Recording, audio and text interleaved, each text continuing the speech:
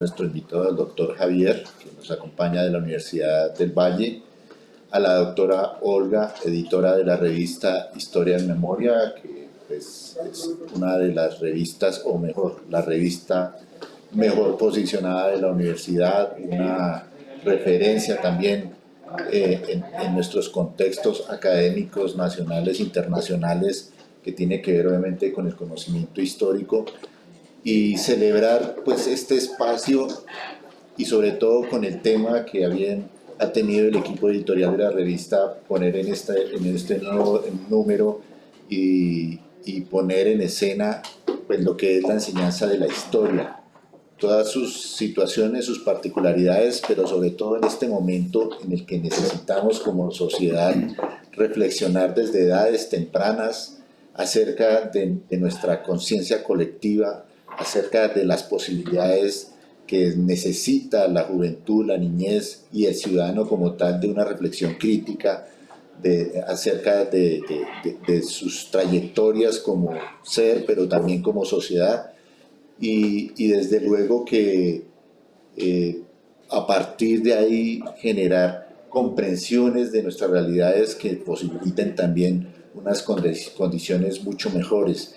Por eso creo que volver a pensar y poner en escenario el tema de la enseñanza de la historia nunca se va a agotar, siempre va a ser bienvenido, es absolutamente necesario para que toda esa capacidad que necesitamos como sociedad acerca de las reflexiones y comprensiones de nuestras trayectorias y nuestras realidades, pues nos lleve también a unas mejores condiciones. Entonces, doctor, bienvenido, doctora Olga, muchas gracias, al equipo editorial de la revista también, pues un reconocimiento por ese trabajo tan bien que han llevado y que, pues como digo, muy bien reconocido en diferentes instancias.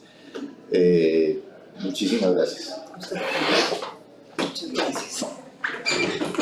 Pasamos entonces a escuchar a la conferencia Razonamiento Cívico en línea y didáctica de la historia, leer las fuentes digitales en la era de la posverdad. Estaremos escuchando entonces la intervención del doctor Javier Ibagón Martín y al final de la presentación de él pues habrá espacio para las preguntas que ustedes a bien tengan formular. Conozcamos un poco de la hoja de vida del doctor Javier Ibagón. Él es profesor titular del Departamento de Historia de la Universidad del Valle y es profesor investigador de la licenciatura en Ciencias Sociales de la Uniminuto. También integra el grupo de investigación históricas en Economía, Política y Educación IEPE, es miembro de la Red Panamazónica para la Formación y Enseñanza de la Historia, investigador senior de Miniciencias, doctor en Educación por la Universidad de Murcia, es magíster en Ciencias Sociales con orientación en Educación por Flaxo, Argentina, y magíster en Historia de la Pontificia Universidad Javeriana. El doctor Javier Ibagón se ha desempeñado en el sector universitario en la formación de docentes de Ciencias Sociales, Filosofía, Historia y Educación Infantil. En la educación media y básica y secundaria se desempeñó como docente de Ciencias Sociales, Políticas y Económicas, y su campo de investigación se ha concentrado principalmente en el análisis de la política educativa en Colombia, la enseñanza-aprendizaje de la historia y la formación docente. Doctor Javier, bienvenido. Muchísimas gracias. Bueno, muy buenos días. En primer lugar, quiero agradecer pues, a la UPTC como institución por el espacio, pero en particular pues, a las directivas tanto de la maestría como el doctorado en Historia y a la revista Historia y Memoria en cabeza de la doctora Olga Acuña. Muchísimas gracias por la oportunidad de poder, en esta oportunidad de forma presencial, tener la oportunidad de dialogar con ustedes sobre una de las líneas de investigación que me parece que tienen más futuro, bueno, tienen un presente interesante, pero un futuro clave, como lo decía el doctor, para pensar los retos educativos en el campo de las ciencias sociales en el país en estos momentos y en este contexto y en esta coyuntura particular. Entonces voy a intentar, yo con estos temas me emociono, entonces por fin me colaboran con el tiempo porque a veces pierdo la noción. Y pues la idea también es tener un espacio no solamente de exposición, sino un espacio de diálogo, ¿no? De diálogo. Hoy quisiera trabajar sobre una línea de investigación que se viene posicionando ya hace alrededor de 6 años con fuerza, que es el razonamiento histórico en línea, ¿sí? O el razonamiento cívico en línea y las relaciones con la didáctica de la historia, ¿sí? Que me parece que son un tema que es clave a la hora de pensar, un elemento fundamental cuando investigamos y cuando nos adentramos en el campo de la didáctica de la historia, y es una pregunta que los estudiantes y los profesores se hacen, y es, ¿para qué enseñamos historia? ¿Sí? O sea, ¿cuál es la función social de la historia? ¿Sí? Sobre todo en un contexto de digitalización enorme, en el que el valor fundante que tenía antes la historia, que era la erudición, ¿sí? En el que saber historia era saber datos, fechas, y que efectivamente eso elevaba el nivel supuestamente de la cultura de las personas, pues hoy ha perdido un valor en términos reales en la medida de la capacidad que tenemos con estos aparatos, ¿no? Un estudiante hoy, si no sabe la fecha del descubrimiento de América, descubrimiento entre comillas, para no evitar discusiones sobre el concepto, pues con este aparato coloca y tiene en instantes la respuesta. ¿Cuál es la función de la historia entonces? ¿Y cuál es la función de la historia en contextos mediados por tensiones sociopolíticas enormes que no solamente marcan la historia nacional de Colombia, sino la historia mundial? ¿Sí? Entonces, básicamente, digamos que esa es la orientación de la charla que tenemos para el día. No voy a hacer aquí un momento, aquí. Entonces, quisiera desarrollar mi argumentación a partir de un contexto general sobre lo que consideramos como la posverdad, que ha sido una categoría que ha comenzado a ser muy utilizada en el campo de la didáctica de las ciencias sociales y de la historia, para pensar los retos actuales de incertidumbre que se dan en la época o en la era de la información, aunque antes le podemos colocar 2 paréntesis y colocar desinformación, ¿sí? Esos retos, un contexto general, y luego quisiera abordar este tema del lugar de la didáctica de la historia desde 2 ejes. Uno, desde la alfabetización histórica, y 2, desde el razonamiento cívico en línea, para luego establecer algunas, yo digo consideraciones finales, pero que no son finales, sino que son antes, por el contrario, una apertura a la discusión. Entonces, uno de los elementos claves para pensar hoy el tema de la importancia de la didáctica de la historia y de las ciencias sociales en general, de acuerdo a los contextos nacionales, tiene que ver con lo que se denomina como los ecosistemas digitales de la desinformación. O sea, la tecnología nos ha permitido un acceso, una facilidad enorme al acceso a la información, ¿sí? Esa es una característica de la era en la que estamos viviendo. Quienes nos formamos en la época de los 80, en la década de los 80, 90, hasta comienzos de los 2000, sabemos lo difícil que era el acceso a la información.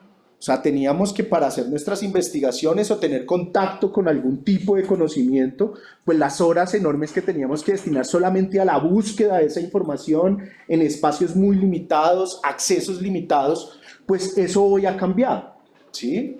Hoy, con un clic y sabiendo, digamos, buscar, pues tenemos una infinidad de datos a lo cual podemos acceder de una forma inmediata.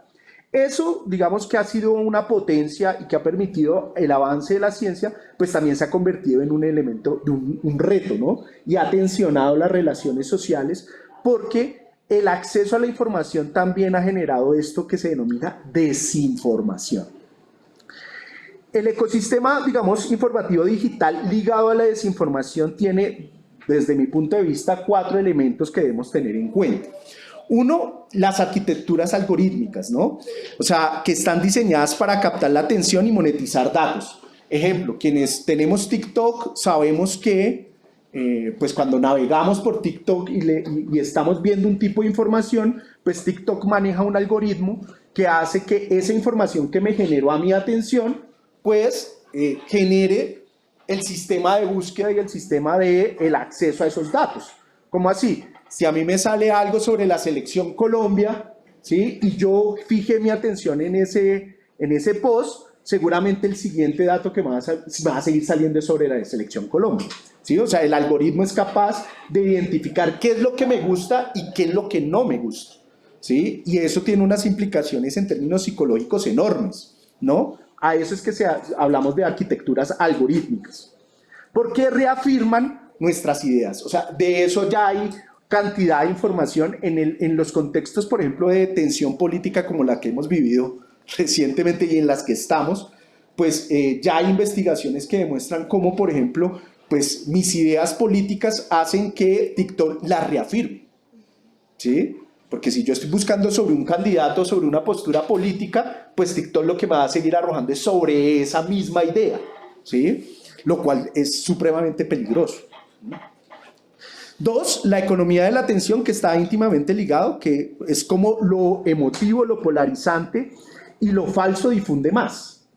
Primero, porque está ese tema de la reafirmación de lo que yo pienso, ¿sí? A partir de esa información, a partir de la cual yo tengo acceso. Y dos, la emotividad, ¿sí? O sea, ese tema de mover las emociones es clave en este mundo. El tema del negacionismo histórico, cómo, digamos, hay un sinnúmero de discursos de odio encubiertos con impacto sociopolítico.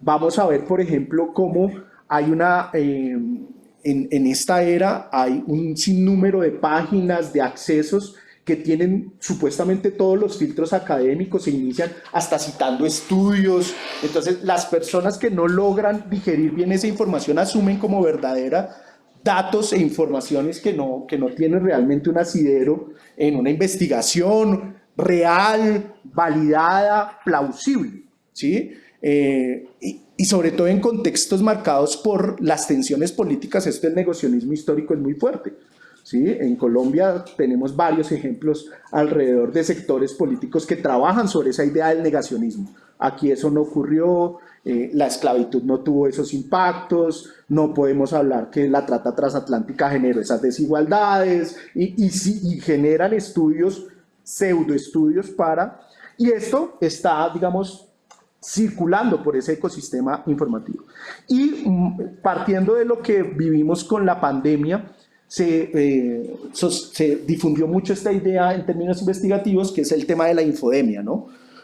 Falsas noticias que costaron vidas de cómo teníamos que tomar cloro para poder curarnos del COVID, o por qué no teníamos que vacunarnos porque pues, nos insertaban un chip y a partir del chip nos iban a manejar. Bueno, o sea, estos datos, o sea, fue enorme la difusión que tuvo este tipo de información a través de la red. Entonces, esto ha generado una discusión en didáctica, no solo en didáctica de la historia, pero es el campo que tenemos el día de hoy para discutir, que marca un reto en lo que algunos autores han denominado como la era de la posverdad, ¿sí? Entonces, yo traigo dos definiciones, muy de enciclopedia, muy de diccionario, pero son dos definiciones que han sido utilizadas precisamente para poder enmarcar ya algunos constructos teóricos alrededor de esta realidad. El diccionario de Oxford plantea que la posverdad está marcada por circunstancias en las que los hechos objetivos influyen menos en la opinión pública que las emociones y creencias personales, ¿sí? O sea, la posverdad está marcada por el hecho de la emotividad. Si se mueve la emoción, eso es mucho más fuerte que tener un estudio científico que nos demuestra o que nos plantea un cuestionamiento frente a nuestras ideas.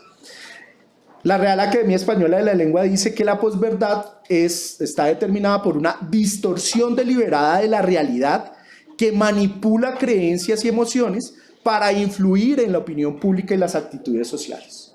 O sea, como no es solamente lo emotivo, sino que eso tiene unas intencionalidades de sectores políticos, económicos, para incidir en nuestro accionar, en nuestra vida cotidiana, ¿sí?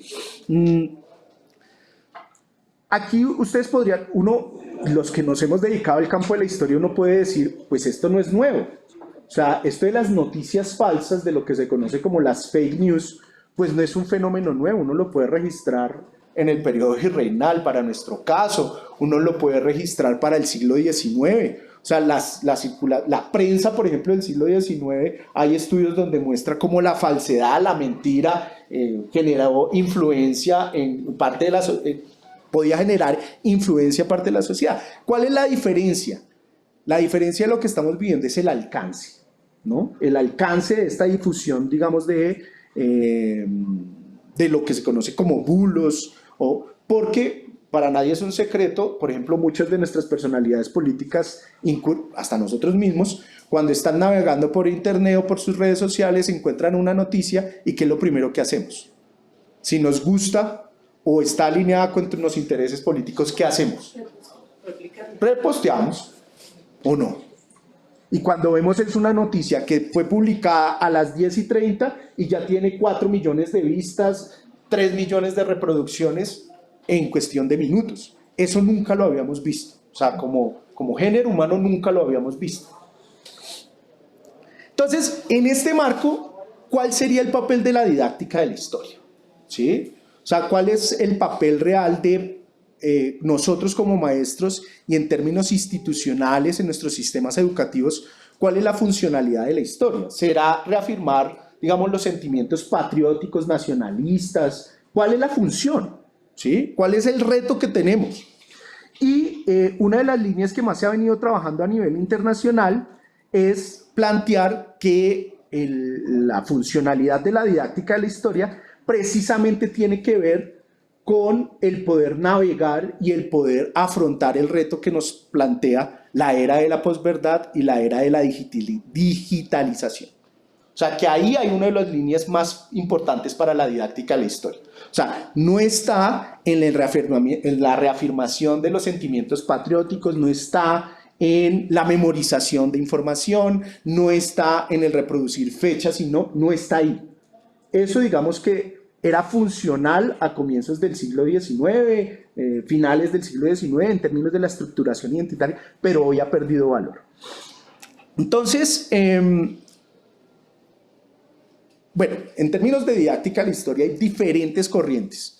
Yo trabajo con una corriente que se llama History Education, educación histórica, que lo que hace es plantear que una de las bases de la didáctica de la historia tiene que ver con el método histórico. O sea, que uno no puede pensar la didáctica de la historia simplemente y llanamente desde la pedagogización, ¿sí? O desde la teoría pedagógica. Porque el fondo, y esto aplica no solamente para la historia, sino para otros saberes, tendría que ver con el conocer, y esto es clave para la formación de nuevos licenciados. Yo no puedo enseñar lo que desconozco, ¿sí? O sea, yo no puedo enseñar lo que... Entonces yo puedo saber mucho de Piaget, yo puedo saber mucho de Vygotsky, yo puedo saber mucho de Freire, ¿sí? Pero si soy profesor de ciencias sociales, profesor de historia, profesora de ciencias sociales, pues eso no me da las herramientas completas para poder desempeñar mi labor. Si yo enseño historia, y esto de la frase yo la acuño de una profesora precisamente que participó en el dossier que ahorita vamos a presentar, la profesora María Auxiliadora Schmidt de Brasil, de la Universidad Federal de Paraná. Ella plantea, y eso de uno no puede saber lo que desconoce, no tiene que ver con datos exclusivamente, sino tiene que ver con el conocimiento a fondo de la epistemología de la disciplina o del saber que uno enseña. O sea, yo no podría, desde esta corriente, yo no puedo enseñar historia si desconozco cómo se genera conocimiento en la historia, ¿sí? ¿Cuáles son los principios epistemológicos que determinan, digamos, esa producción? De ahí que el método histórico termine siendo fundamental para pensar desde esta corriente cuáles serían, digamos, algunas líneas de trabajo para pensar. Entonces, aquí yo lo planteo, es como el método histórico, pensado, digamos, desde esta racionalidad, nos puede ayudar a generar prácticas de enseñanza que le permitan a los estudiantes generar habilidades. Yo siempre trabajo con esta noción en Colombia. Cuando hablo a algunos, al final siempre me hacen la pregunta, ¿pero usted es neoliberal? No, de una vez lo anticipo que no. La noción de competencias. ¿Sí? Porque en Colombia a veces cuando hablamos de competencias de una vez, pero eso es la OCDE, no, esa categoría, digamos, tiene diferentes desarrollos teóricos, y en él se aleja completamente, digamos, de ese uso neoliberal de la noción de competencia, ¿sí? Entonces, de habilidades, de competencias de pensamiento que precisamente le permita a las nuevas generaciones afrontar el reto de la lectura, el procesamiento de ese volumen de información a la cual estamos sometidos diariamente. O sea, digamos que la didáctica de la historia establecería un puente para poder generar esas dos conexiones. En ese marco, entonces, como les decía, voy a tratar de ser rápido para poder avanzar a este tema de las literacias digitales. Buena parte de los que trabajamos desde esta corriente habíamos trabajado durante mucho tiempo desde la noción de alfabetización histórica, que ya la voy a trabajar un poco para que ustedes, como un mecanismo que precisamente generaba esas habilidades, esas competencias, desde las cuales consideramos que las nuevas generaciones pueden afrontar ese reto. Sin embargo, pues creo yo que hay una invitación también investigativa a contemplar esto de las literacias digitales y mediáticas como un complemento necesario que potencia esa discusión de la alfabetización histórica. En últimas, aquí estoy haciendo como una catarsis. O sea, buena parte de mi trayectoria investigativa ha estado afincada en esta noción de alfabetización histórica, ¿sí? Como yo la entendía como la posibilidad. Hoy la matizo. Hoy digo, la alfabetización histórica es importante, pero no es suficiente frente a los retos que tenemos para combatir la posverdad. O sea, básicamente es mi tesis de trabajo ahora. Entonces, rápidamente, pues para que ustedes no queden como con la categoría así, cuando nosotros hablamos de alfabetización histórica, estamos hablando de dos sentidos. Uno, que el conocimiento histórico no se genera por inercia. O sea, que el conocimiento histórico no es biológico, ¿sí? Sino que tiene que generar se deriva de procesos formalizados de enseñanza, ¿sí? Esto cuestiona un poco la teoría de Piagetiana. Ustedes cuando ven la teoría Piagetiana, por eso es que, por ejemplo, y teoría que ha estado marcando las líneas curriculares en buena parte de los países hispanohablantes, por eso es que ustedes ven que en muchas instituciones la historia solamente aparece a partir de tercer grado, cuarto grado, hasta en los lineamientos curriculares o en los estándares aparece en nuestro caso así, y cuando uno hace una revisión de buena parte de los países, la historia como materia o como conocimiento específico aparece en tercero de primaria, y es por la idea falsa, bueno, la podemos discutir, de que desde la teoría piagetiana, pues no está el desarrollo biológico consensuado, o sea, desarrollado, el pensamiento abstracto formal aparece solamente hasta los 10, 12 años, que sería lo que le permitiría a un niño entender la historia, ¿sí? La educación histórica dice todo lo contrario, con evidencia empírica. Dice, un niño de 5 años puede desarrollar pensamiento histórico. Lo que depende es de las experiencias a partir de las cuales se forme ese niño, ¿sí? Y de las problemáticas a partir de las cuales se aproxime al niño o a la niña a pues esa realidad. Entonces, la alfabetización histórica dice, es como, yo siempre explico así, si nosotros no le enseñamos a leer y a escribir a un niño, ¿aprenderá a leer por ósmosis? ¿Aprenderá a escribir por ósmosis? No, por eso tenemos adultos que digamos, son analfabetas, porque no pasaron por un proceso formal de escritura y lectura. Aquí no estoy planteando, digamos, diferencias entre los saberes. El saber del abuelito que no sabe escribir puede ser más amplio y más potente que el que sabe escribir, pero estoy hablando de un proceso particular. Pasa igual en historia. Nadie puede desarrollar pensamiento histórico si no pasa por un proceso formal, riguroso, a partir del cual se desarrollen habilidades y competencias relacionadas, digamos, con esos procesos. Y aquí hay una diferencia, y esto siempre lo planteo, cuando nosotros hacemos investigación empírica, lo que hemos encontrado es que hay niveles enormes de analfabetismo histórico en nuestras nuevas generaciones. ¿Cómo así? Generaciones enteras, niños que están, o jóvenes que están en 11 grado, que han pasado por un proceso formal, cuando nosotros miramos realmente sus niveles de alfabetización, encontramos que son nulos. Y uno diría, pero ¿cómo así si pasó por séptimo, por octavo, por noveno? Sí, pero una cosa es hablar sobre procesos formales, contenidos sustantivos, y otra cosa es generar competencias de pensamiento histórico.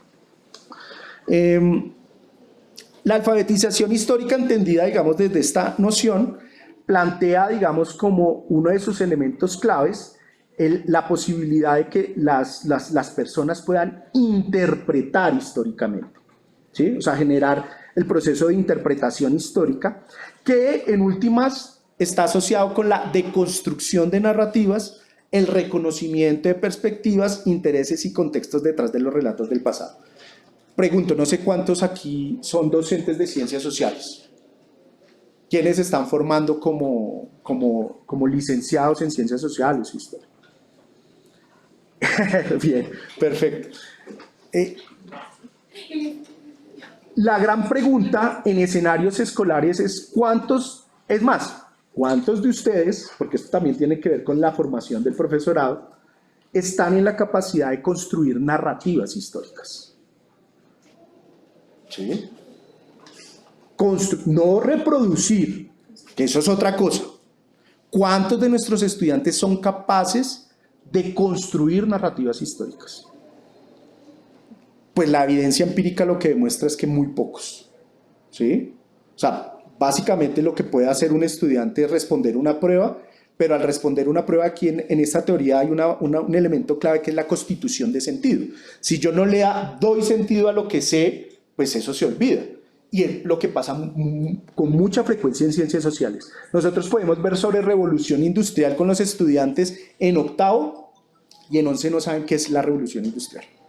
¿Por qué? Porque presentaron un examen, porque presentaron un ensayo, listo, pero no generaron las competencias, digamos, transversales para, o sea, termina siendo un contenido formal, una información vaga que tuvo la utilidad de ¿qué? De pasar la materia, ya, ¿sí? Cuando abordamos la formación histórica desde la alfabetización histórica, no solamente estamos generando procesos ligados a la comprensión de fenómenos históricos, sino que al desarrollar habilidades y competencias transversales, nosotros estamos avanzando hacia, por ejemplo, la lucha contra el dogmatismo. Un elemento clave del método histórico, ¿cuál es? O sea, cuando yo me coloco frente a un objeto, un problema histórico, digamos, ¿cuál es un elemento clave del método histórico? Les pregunto. Yo tengo un problema, ¿cierto?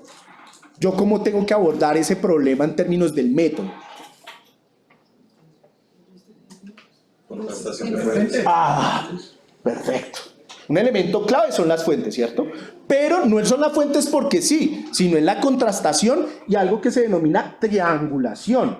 Y a partir de triangulación de fuentes yo reconozco, por ejemplo, que un mismo fenómeno puede ser interpretado de diferentes formas. Interpretado a nivel de la experiencia y a nivel de la interpretación.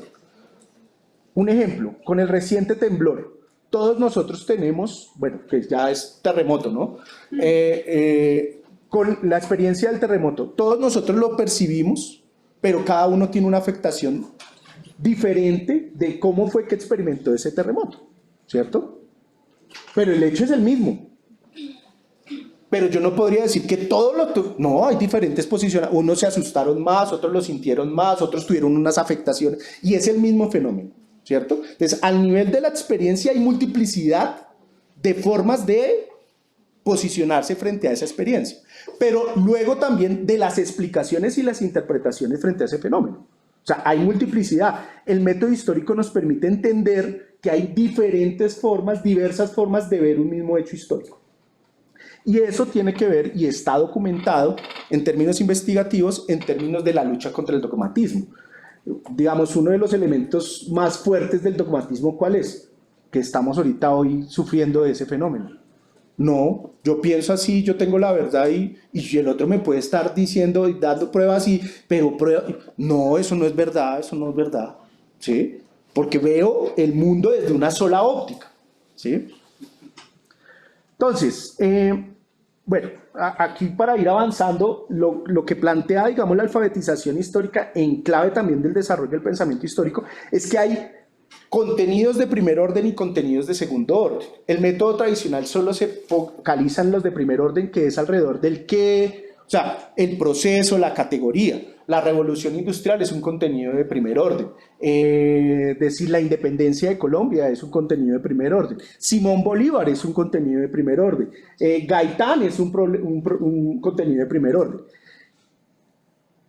Esta teoría dice, eso es importante, pero tenemos que tener en cuenta algo que se llaman contenidos de segundo orden, que son las que están ligadas a competencias ligadas precisamente a ese saber particular, ¿sí? Entonces, yo aquí traigo un ejemplo que es el más utilizado, bueno, no es el más, que tiene un reconocimiento importante, que es la teoría de Peter Seixas y Edward Morton en Canadá, que plantean 6 grandes niveles de competencias de pensamiento histórico. No las voy a desarrollar porque si no eso da para otra conferencia, pero que ellos hablan sobre, bueno, cuando hablamos de esos contenidos de segundo orden aparece la relevancia histórica. ¿Cómo así? Que nuestros estudiantes entiendan el por qué algo es importante o no históricamente.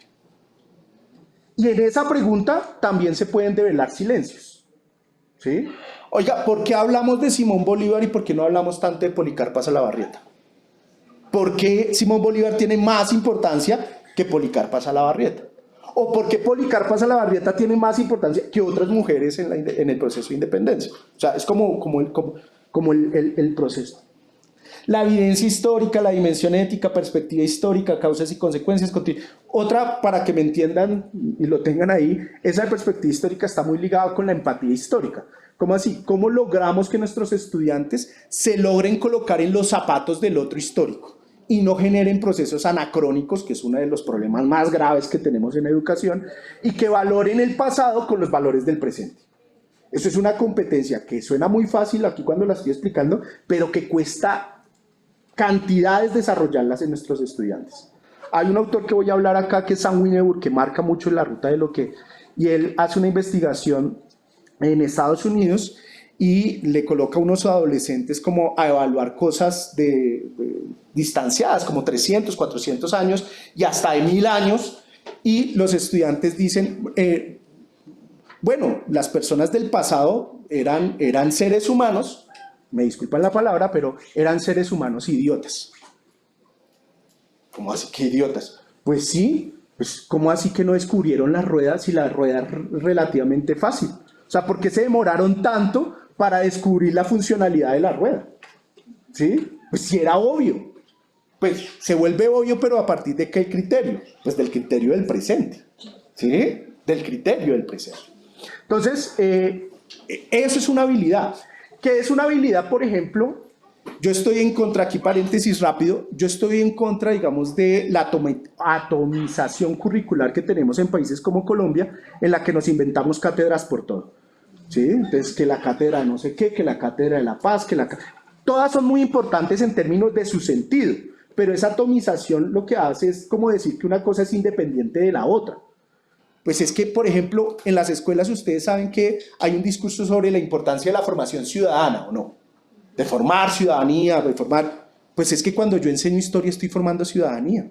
O sea, enseñar historia no es independiente de la formación ciudadana. Por lo tanto, no habría que tener una cátedra de formación ciudadana y una cátedra de enseñanza de la historia porque es una contradicción, ¿sí?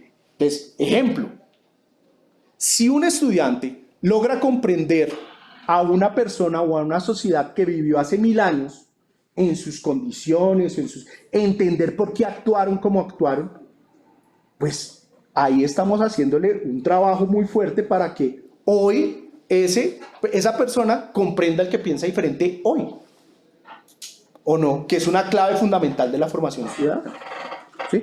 No es tan mecánico el asunto, ¿sí? No es tan mecánico, pero ya hay investigaciones que muestran mejorías en esos aspectos cuando trabajamos desde esta noción. Ahí podría, digamos, discúlpenme que haga como el corte, pero tenemos modelos dentro de esta noción de desarrollo del pensamiento histórico como el modelo Fuhr que trabajan en Alemania, que lo traigo acá solamente como ejemplo, porque parten, por ejemplo, desde el planteamiento de problemas, ¿sí? Como una de las bases fundamentales.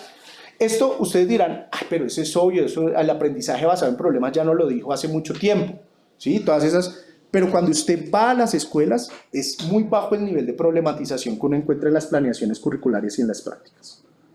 O sea, por ejemplo, y con esto no estoy diciendo que no hayan excepciones, hay excepciones y hay prácticas que van en contravía de esto, pero por lo que la práctica que uno encuentra es, bueno, vamos a ver la revolución industrial. ¿Y por qué va a haber la revolución industrial? Porque ahí aparecen los estándares y porque la planeación me dice que en segundo periodo tengo que ver la revolución industrial. Pues esa no es una justificación, ¿sí? No tienen. ¿Y qué problema hay ahí? No sé, pero yo voy a ver las características, la que siempre, la vieja confiable, que es como, voy a ver las características de la revolución, las causas de la revolución industrial, las características y las consecuencias de la revolución industrial. Esa es la mágica, para mostrar complejidad. ¿Cuál es el problema que realmente está atendiendo? ¿Sí? Este modelo, digamos que hace mucho énfasis en eso y lo liga al trabajo con fuentes. O sea, es imposible enseñar historia por fuera de las fuentes históricas. Lo que se ha demostrado, digamos, en investigación empírica es que es muy generalizado el hecho de que nosotros como maestros lo que hacemos es contar historias, en buena parte. Y al contar historias estamos reduciendo, digamos, el aparato formativo que se deriva de nuestra disciplina. Porque lo que estamos haciendo es digiriendo todo el conocimiento y haciendo que nuestro estudiante no haga nada, o sea, que nuestro estudiante escuche y repita lo que yo le explique. Y lo que ha demostrado la investigación también demuestra que nuestros estudiantes asumen como verdad absoluta lo que yo les explico.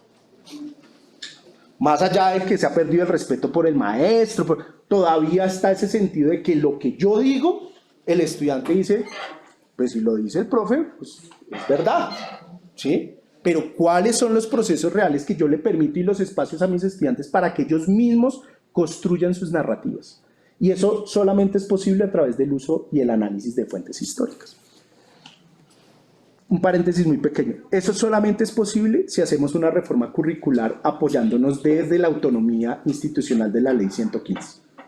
¿Sí? Porque los procesos de formación de pensamiento histórico, yo perfectamente con un problema histórico me puedo quedar 1 mes, 2 meses trabajando el mismo problema. Pero yo siempre que en el país a veces dicto con maestros y hago yo fui parte de la comisión asesora para la enseñanza de la historia, entonces tuve la oportunidad de ir por varias regiones del país impartiendo algunos talleres, y la gran preocupación de los maestros siempre era, muy bonito todo lo que explica, pero es que el currículo me dice que es que yo en sexto le tengo que dejar a mi compañero de séptimo en invasiones bárbaras. Porque si yo no se lo dejo en invasiones bárbaras, el profesor de séptimo no puede comenzar con edad media. ¿Sí? Y si yo en séptimo no lo dejo, entonces no pueden hablar de revoluciones burguesas. Y es una vaina de una secuencialidad, un cerramiento completo. No es posible desde esa lógica. Bueno, ahí también podríamos quedarnos, pero solamente... Bueno, lo de la multiperspectividad que ya les he planteado, o sea, trabajar desde esta noción de alfabetización histórica nos permite trabajar desde la multiperspectividad, ¿sí? Y en el marco de la multiperspectividad trabajar sobre la otredad, la alteridad, reconocer que hay posicionamiento. Así yo no los comparta, que hay otras formas de ser y estar en el mundo. Y eso es un valor que hemos perdido hoy. ¿Sí? Yo me levanto todos los días y lo que encuentro es ya estoy es por cerrar redes, ¿sí? Aunque yo soy viejito y trabajo solamente con Facebook, ¿sí? Pero las discusiones y las anulaciones que hay en esa red social, yo digo, Dios mío, unos juzgándose sin ninguna evidencia, o sea, trabajar sobre esto es prioritario, y nosotros que enseñamos historia tenemos herramientas para aportarle a la sociedad en términos de seguro. Bueno, trabajar entonces las clases de historia como un laboratorio del pasado, y ahí me podría quedar un poco. Sin embargo, quería venir, o sea, esta primera parte que les he presentado es un resumen, muy resumen, digamos, de una de las líneas de trabajo con la que yo venía trabajando alrededor de cuál es el sentido de la didáctica de la historia. Sin embargo, frente a este tema de la posverdad, las noticias falsas, yo notaba que independientemente faltaba algo. ¿Sí? O sea, que sí me daba herramientas, pero que faltaba algo. Y encontré, digamos, una teoría que me parece que es importante, teoría y metodología, que tiene que ver con el razonamiento cívico en línea. Yo aquí, bueno, quisiera A ver si me abre esto. Esto me abre. Ah, sí. Quisiera que se ubicaran en esta noticia.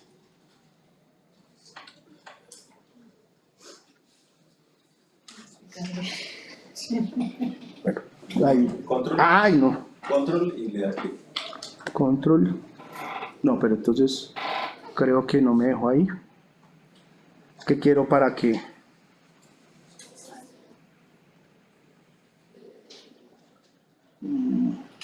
Bueno, una clave del relacionamiento cívico en línea es trabajar. ¿Me colaboras acá entonces? No. A ver, es que aquí...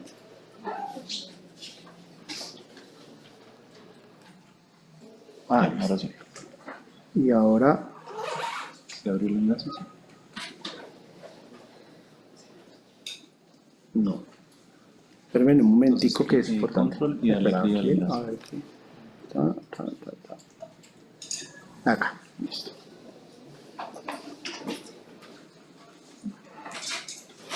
Vale, ahora sí. Quiero que hagamos un ejercicio, 2 minuticos.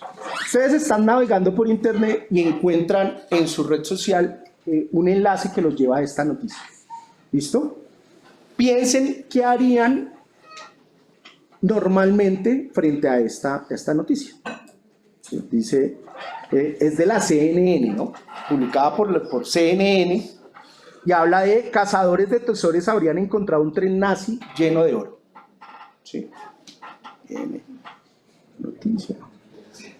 Y viene el contenido. ¿Sí? Piensen 30 segundos ustedes qué harían si se encuentran con esta noticia. ¿Qué es lo que normalmente harían? ¿Listo? 30 segundos piensen.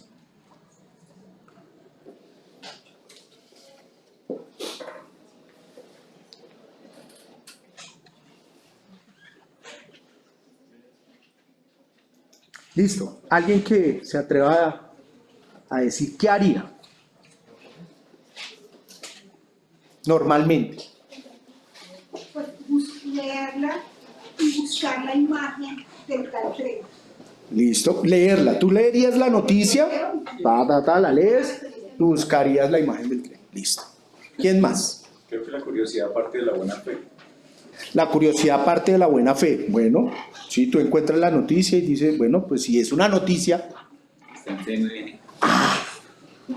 Mucha gente lo que dice es, bueno, si aparece en la página del profesor Ibagonetes, Es confiable. pues no es tan confiable, porque ¿quién es Ibagonetes? ¿Cierto? Pero es que la noticia es de CNN. Pues si CNN la publicó, algo de verdad tendrá, ¿o no? Es algo que uno puede... Ojo, eso ya es algo refinado. Por lo general, ¿qué hacen las personas? Leen la noticia, independientemente de dónde es. Es más, leen el título, no leen la noticia y dicen, ay, qué interesante, encontraron un tema. Lo compartió, ¿cierto? Un nivel más sofisticado, ¿cuál sería? Leer la noticia y después de leer la noticia, ¡oh, tan interesante! Un nivel más sofisticado aún es el que dice el profe. Oiga, pero ¿quién fue? O sea, leo, pero ¿de dónde viene esta noticia? Ah, CNN. Ah, no, perfecto. CNN. ¡Pum! Y si soy pro-israelí, bueno, no me callo ahí. Me meto en problemas. Listo. Publico, ¿cierto? Teóricamente lo que habíamos pensado algunos investigadores es que con la alfabetización histórica nosotros podríamos dar herramientas para que este tema de procesamiento de información fuera mucho más complejo. ¿Sí? O sea, que trabajar con fuentes, con el principio de triangulación, si yo sé triangular, pues algo que haría que es. ¿Qué creen ustedes? Si yo sé triangular fuentes, si yo ya le he enseñado a un estudiante que para entender un problema es importante tener una fuente A, una fuente B, una fuente C, una fuente D, ¿yo qué esperaría de que mi estudiante hiciera con esta noticia? Ah, que buscaran otros medios, que buscara, que corroborara, que hiciera, que mirara quién es el autor, bueno, etcétera, etcétera, etcétera. Pues eso a veces pasa y no pasa. ¿Sí? Entonces, Bueno, primero decir, la noticia es falsa, ¿no? Publicada por CNN. O sea, nadie encontró ningún tren con lingotes de los nazis, ¿no? Y fue publicada por CNN. Ese es un principio que La quisiera. sección de entretenimiento. No, fuera de eso, estaría, ese es el problema. Entonces,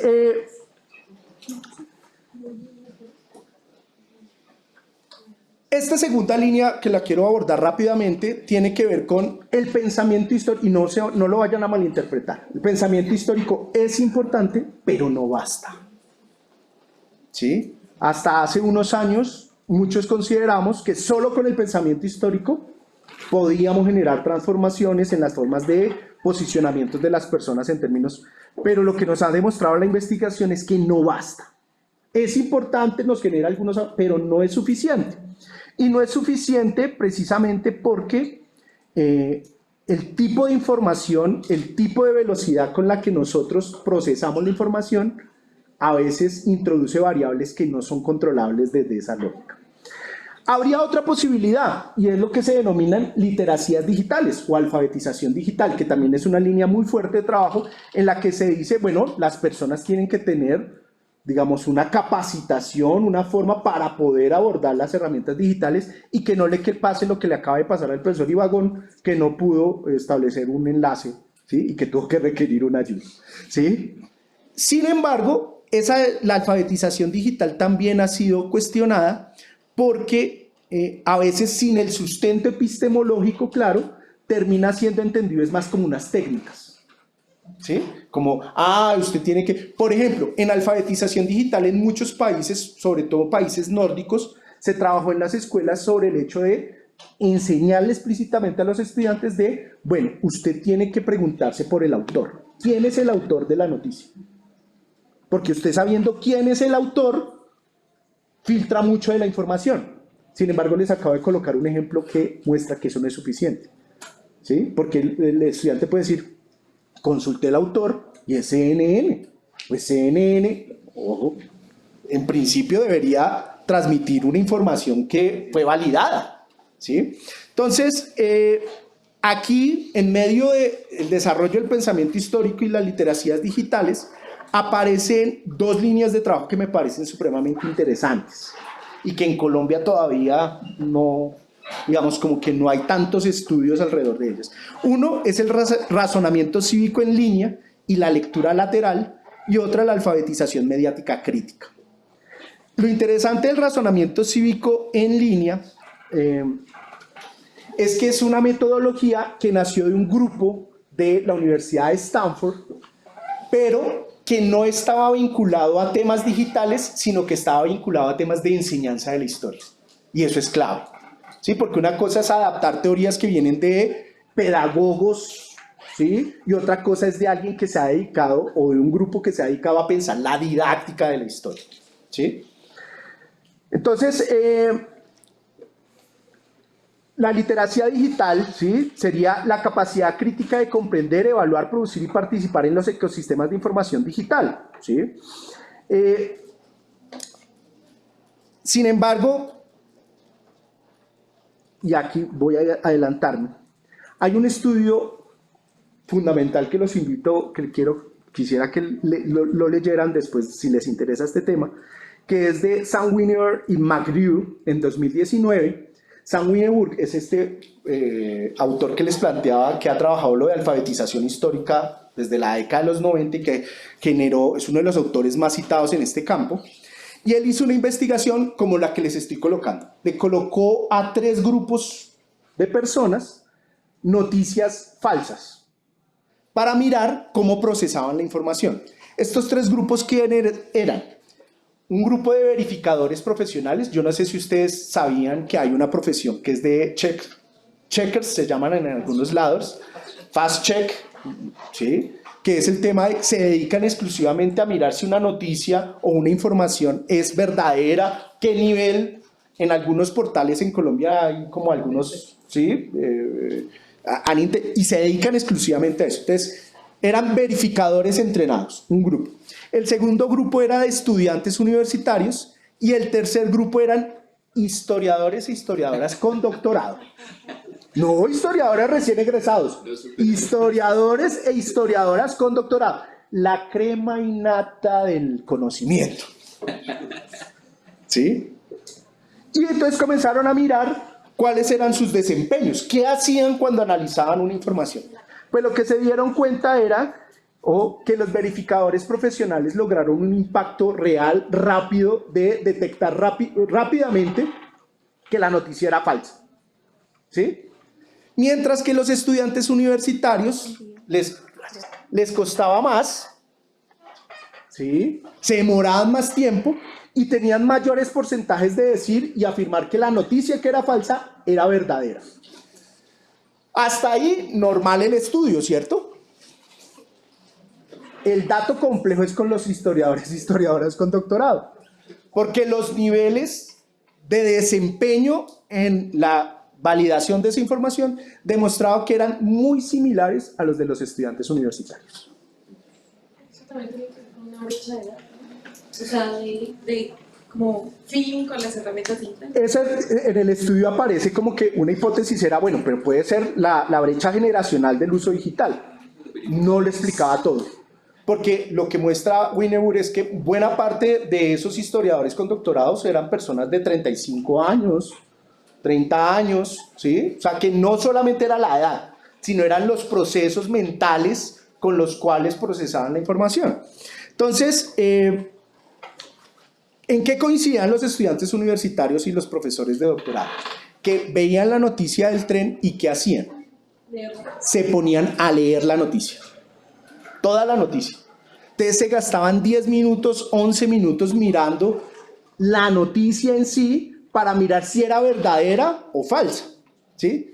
¿Cuál era una operación que hacían los verificadores? O sea, por ejemplo, el nivel de segundos era que perfectamente una persona se demoraba 10 minutos mirando la noticia, leyendo y haciendo corroboraciones, pero si es CNN o será una página duplicada de CNN, ¿quién fue de CNN? ¿Cuál fue el periodista que escribió de CNN? Lo que hacían los verificadores era algo contrario. El tiempo promedio de visualización de la noticia eran 5 segundos.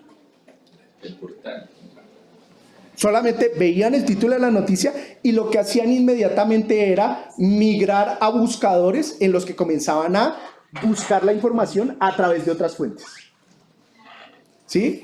Entonces, esto que les estoy planteando se llama lectura lateral y es la recomendación que hace este grupo, o sea, de por qué a veces simple y llanamente el desarrollo del pensamiento histórico no funciona, sobre todo con este tipo de materiales de informaciones digitales. Entonces, la lectura lateral consiste en abandonar el sitio rápidamente en lugar de leerlo en profundidad. Algo que, por ejemplo, nosotros enseñamos en el colegio es que léalo, lea a profundidad para saber si es verdad o no. Pues con esta información lo que se demuestra es que no funciona así. ¿Sí? Segundo, abrir nuevas pestañas para buscar referencias externas sobre la fuente. ¿Sí? Entonces, tren localizado de los nazis, ¿es verdad? Tal, y entonces comienzan a salir portales de noticia de CNN es falsa. ¿Sí?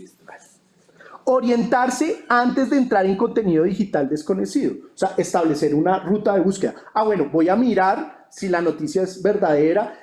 Hay algunos verificadores que lo que hacían rápidamente era mirar la noticia, mirar el lugar y comenzar a buscar el lugar. ¿Sí? O sea, a partir de si fue cerca de la ciudad polaca tal, pues ir a la ciudad polaca, colocar la ciudad, tren de oro tal, y comenzar a buscar. ¿Sí? Entonces, varias partes que trabaja el razonamiento cívico en línea. Uno, sí es importante preguntarse quién está detrás de la información. ¿Sí? Si a mí me sale una información, no sé, vuelvo a decir, de la página de Ibagonete, ¿quién es Ibagonete? ¿Sí? Sobre todo porque es muy fácil ahora establecer blogs. O sea, yo puedo crear un blog y difundir historia. Y además funciona mucho con la noción del negacionismo histórico de la autoridad. Por ejemplo, si yo creo mi blog y en mi presentación coloco doctor en educación con trayectoria, con publicaciones, mucha gente incauta podrá decir, ay, no, este man sabe, este tipo sabe lo que está ahí, porque es doctor, no, pues eso no tiene, digamos, ¿sí? Entonces, ¿quién está? De identificar la autoría, credenciales de interés del emisor. Entonces, por ejemplo, no basta solamente con saber que fue CNN, sino es quién es CNN. O sea, ¿qué intereses tiene? Porque claro, es una plataforma, es un medio digital masivo, pero esta gente tiene unos intereses, ¿sí? ¿Cuáles son esos intereses? ¿Sí? ¿Cuáles son las evidencias que lo respaldan? ¿Sí? Luego de hacer esa lectura digital, distinguir afirmaciones fundamentadas de simples aseveraciones. Entonces, por ejemplo, cuando aparecen, que ustedes lo ven mucho en los periódicos digitales, según un estudio de la Universidad de Harvard, el 80% de los hombres duermen la tarde. Oiga, ¿ese estudio realmente existe? ¿Cuáles son las características? Lo que tienden las personas a hacer, ¿qué es? Ah, no, es un estudio de la Universidad de Harvard. Pues si son los de Harvard los que dicen, y muchas veces ni siquiera el estudio existe. Entonces, el tema de las evidencias. ¿Qué otras fuentes dicen, o qué dicen otras fuentes al respecto? Que es el tema de la corroboración. ¿Sí? Oiga, ¿qué otros portales, qué otros estudios, quién ha dicho esto, cómo lo ha planteado? Que es un ejercicio que, vuelvo y repito, desde el esquema tradicional de enseñanza de la historia que tenemos, por lo menos en Colombia, no trabajamos. Porque nosotros estamos enseñando a nuestros estudiantes es a estar en velocidad. Y no alcanzamos a ver un contenido cuando estamos viendo el otro, y cuando estamos viendo el otro, y cuando estamos viendo el otro, y cuando estamos viendo el otro. ¿Qué procesos de pensamiento hay ahí? Yo todavía sigo yendo a escuelas a hacer investigación, y un fenómeno que me encuentro mucho es pupitres llenos de cuadernos. Usted va a cualquier colegio y siempre hay alguno con... La gran pregunta es, ¿a qué horas usted revisa a profundidad los ejercicios que usted dejó?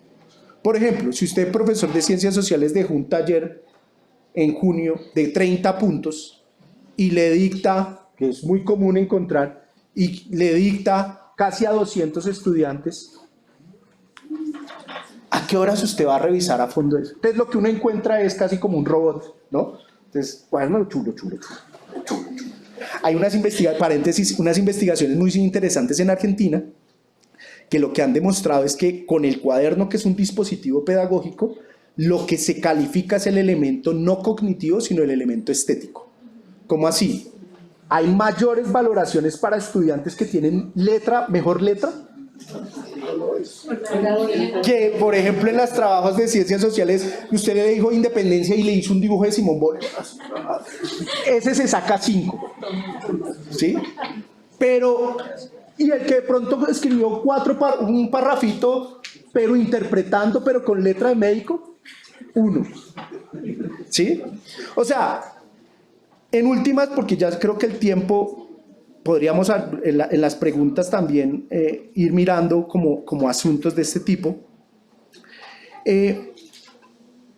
Tiene que ver primero con la formación docente, ¿sí? ¿Qué tanto de nuestros programas de formación docente nos están, digamos, llevando al reconocimiento de las teorías de didáctica de la historia particular ligadas al desarrollo del pensamiento histórico?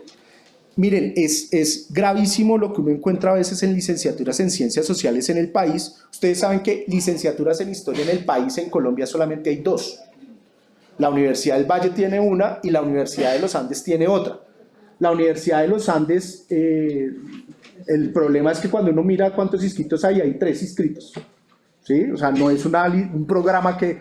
La mayoría son licenciaturas en ciencias sociales.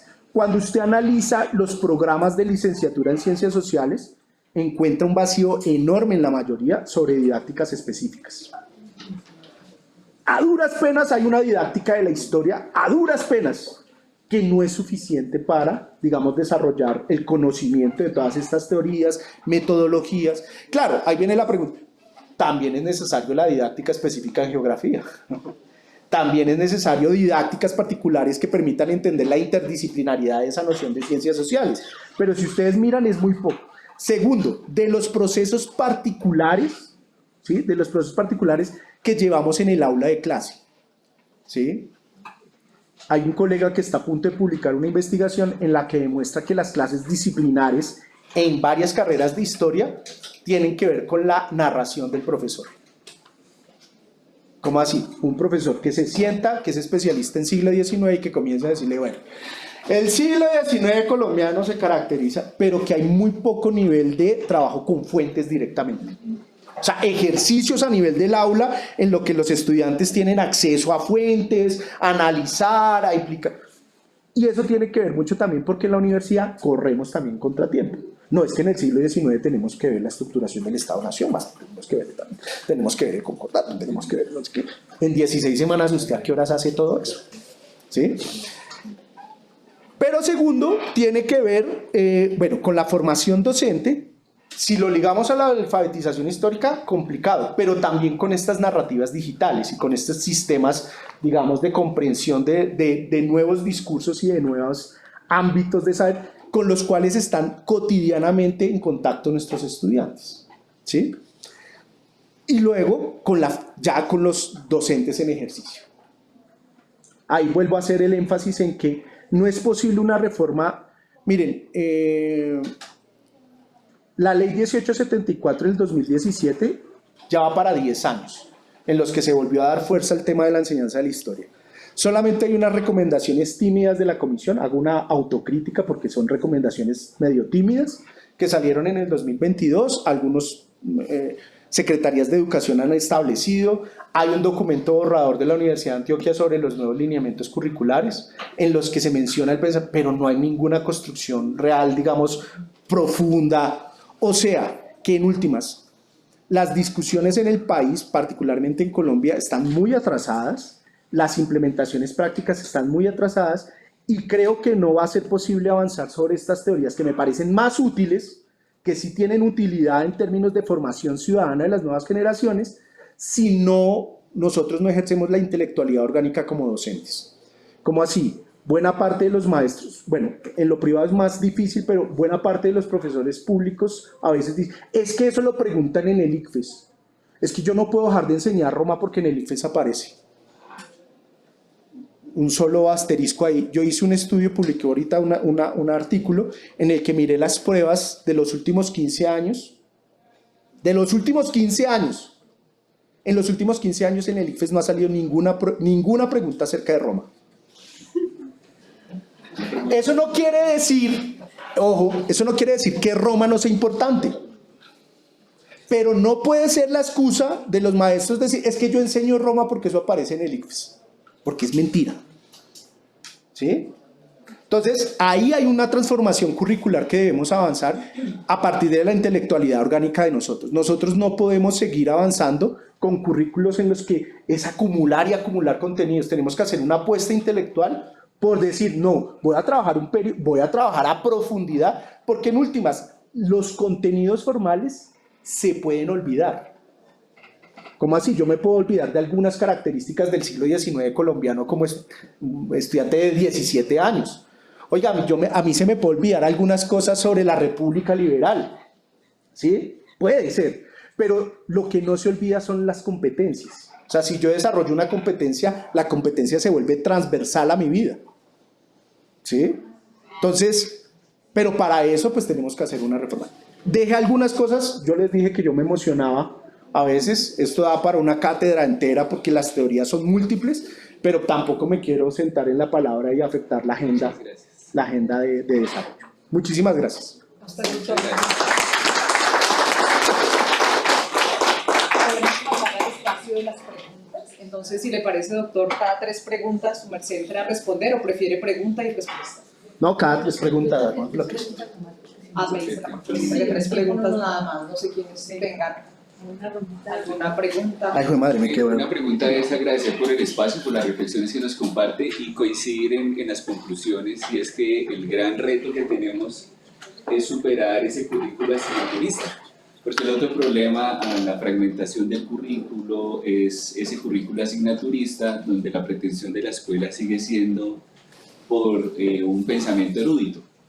Entonces, junto a ciencias sociales, a historia, geografía, tenemos otras 12, 13, 14, 15 asignaturas, todos con docentes y profesionales formados en sus disciplinas, con la pretensión de que ese niño de 12, 13, 14 años aprenda absolutamente de todo. Entonces, finalmente, el enfoque basado en competencias, o el desarrollo de habilidades, o el desarrollo del pensamiento, pues no tiene incidencia en este momento en las instituciones educativas, y por eso es que en la realidad, en la práctica pedagógica, en ciencias sociales, nos enfrentamos a una colección de contenidos que se deben abordar en un tiempo récord. Entonces, al abordarlo en contenidos, pues pierde sentido todas estas discusiones o propuestas de construir o desarrollar pensamiento histórico, pensar históricamente. Entonces, ese es el gran reto. Yo creo que es una cuestión de la estructura curricular. Pensamos que se resolvería con la reforma en los 90 y que la autonomía nos iba a dar la posibilidad de crear nuestros propios PI contextualizados y demás, pero de nuevo se recayó en una lógica de contenidos estandarizados que nadie impone, que no existe, pero que se asume hay que cumplir, y entonces en esa lógica llevamos ya varias décadas como repitiendo los mismos errores. Es tan compleja esa realidad, tan compleja, que yo me encuentro maestros en ejercicio diciéndome, pero es que yo no puedo hacer eso porque los derechos básicos en aprendizaje plantean, les comento algo, los derechos básicos en aprendizaje no son documento oficial en ciencias sociales. O sea, los colegios que están planeando con derechos básicos de aprendizaje están por fuera de la norma, porque ese documento es un documento borrador. Solamente se oficializaron para matemáticas y lenguaje. ¿Por qué quedó en borrador? Porque en 2017 salió la ley. O sea, es un documento borrador. O sea, lo coloco como ejemplo del nivel, digamos, de falta de rigurosidad y a veces de que muchos planean con derechos básicos de aprendizaje. Y uno dice, pero que me diga que planea con lineamientos, con estándares, cuestionable, pero es el documento normativo. Pero los derechos básicos de aprendizaje no. Entonces, lo coloco como ejemplo en términos como un sistema de alienación, ¿sí? En la que no hemos podido generar y los derechos básicos de aprendizaje, me disculpan, pero son malos, recontra malos en términos de su estructura, de su concepción, ¿sí? O sea, ni siquiera que uno dijera, es que lo están aplicando porque ven una potencialidad ahí. ¿Alguien más? Sí. Bueno, en primer lugar, agradecer pues, la pertenencia de la exposición que acaba de hacer. Uno, cuando somos docentes en ejercicio, uno se da cuenta de que todo lo que usted acaba de exponer es muy difícil llevarlo a la práctica. Y dos, porque es muy pertinente en términos no solamente del contexto digital, es decir, del boom de las inteligencias artificiales, que ya en los salones uno lo ve, o sea, los niños no se toman ni siquiera el momento de reflexionar en lo que leen, sino todo lo van pasando por IA, así uno lo ve en el salón. Y el otro, el contexto político. Y en ese sentido, pues digamos que traté de estructurar una pregunta a partir de lo que usted acaba de explicar. Y bueno, nosotros estamos en una institución que tiene un modelo pedagógico constructivista, ¿no?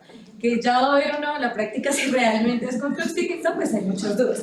Sin embargo, en ese modelo constructivista, que es lo que usted también acaba de plantear con su exposición, se supone que el niño viene formado de su casa, viene con experiencias que aprende de su casa, y eso es importante en el desarrollo del pensamiento histórico. Pero ¿qué pasa, por ejemplo, y que uno lo rastrea desde edades muy pequeñas? Por ejemplo, en cuarto, cuando uno está enseñando ciudadanía global, porque ahora muchos colegios lo catalogan así, cuando uno está enseñando ciudadanía global, uno tiene que enfrentarse a un reto que es un reto ético, ¿no? Por ejemplo, digamos que el lineamiento de la institución es que el civismo es como un reafirmamiento ético y moral del estudiante frente a la vida y frente a lo que él es en la vida, ¿sí?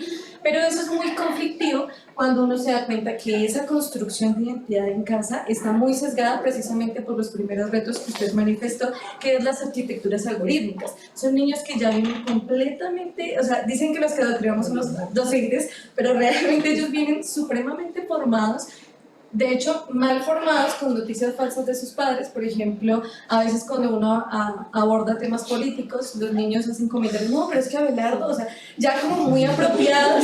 Y que son, solo por un ejemplo. Exacto, y que son niños lo aislado. Que tienen 8 y 9 años, pero que ellos ya asumen lo que dicen sus papás como algo completamente verdadero. O sea, yo sí estoy un poco como, me quedo así como, eso de que el docente tiene la verdad, no. O sea, yo creo que ahora, especialmente las ciencias sociales, ellos vienen informados de casa a cumplir con honor, sobre todo los papás, porque si uno recibe papás que, ay, que usted, ¿por qué le enseña a mi hijo esto? Que no sé qué. Y ellos asumen que uno es el que adoctrina cuando vienen con una perspectiva muy dogmática desde casa. En ese sentido, sí me hubiese gustado un poco ahondar en eso de la fluidez epistémica como una de las herramientas pues en esa confrontación de fuentes, que es muy compleja en la práctica porque cuando uno confronta las fuentes, que no son fuentes de los niños, sino de los papás, resulta uno pues como el que es sectario, o el que es dogmático, o que es izquierdoso, etcétera, etcétera, etcétera. Bueno, esa pregunta es supremamente interesante y la puedo abordar desde diferentes niveles. Uno tiene que ver con, es muy importante, y esto se trabaja en educación histórica, el reconocimiento de las ideas previas y preconcepciones de los estudiantes. No como un obstáculo per se, sino como un punto de partida pedagógico. ¿Cómo así? Buena parte de las experiencias, con algunas excepciones, parten del hecho de decir, bueno, pues los estudiantes están ahí, yo traigo mi cuento, yo se los voto y... ¿sí? Me disculpan la palabra, pues de malas, yo soy el que tiene el poder aquí, yo ya planeé, yo ya tengo planeado los recursos, tengo planeado... Aquí, por ejemplo, el reconocimiento, hay una noción que es la noción de cultura histórica que también es muy potente para la didáctica de la historia, porque desde algunas corrientes se asume que el único espacio de formación o de enseñanza de la historia es la escuela. ¿Sí? Algunos puntos, por eso el interés siempre de hacer reformas curriculares y se cree que desde las reformas curriculares vamos a solucionar todo. Porque se asume que es la escuela lo único, desde la noción de cultura histórica no solamente se reconoce la familia, sino que están los medios de comunicación. Hoy en la tarde les voy a mostrar a los que participen en la actividad que tenemos, digamos, una investigación en la que, por ejemplo, el impacto de los medios de comunicación es más potente que la misma escuela. ¿Cómo así? Las series de televisión forman o deforman, diría, las evocaciones históricas y las formas de representación del mundo de nuestras nuevas generaciones. Y nosotros, o sea, la opción de algunos maestros, ¿cuál ha sido? De algunos maestros, no de todos. Entonces, eso es primero, o sea, que comprender las ideas y concepciones no es un obstáculo per se, sino que yo lo tengo que... O sea, ese ejercicio que tú acabas de hacer de Umbala es un primer momento que es fundamental hacerlo. Oiga, miren, los niños vienen con otras ideas, vienen con las concepciones de los núcleos familiares. Ojo que no siempre es negativo. En Estados Unidos, una investigación realizada por Terry Epstein y Carla Peck, no, por Terry Epstein, Carla Peck es de Canadá, demostró, ustedes saben que en Estados Unidos la escuela es muy racializada, ¿no? O sea, en muchos contextos, pero en Estados Unidos sí que es racializada. Entonces, ella fue a unas escuelas de currículo blanco, dice ella, porque la historia era Washington, era, bueno, ¿sí? En la que había una comunidad afroamericana.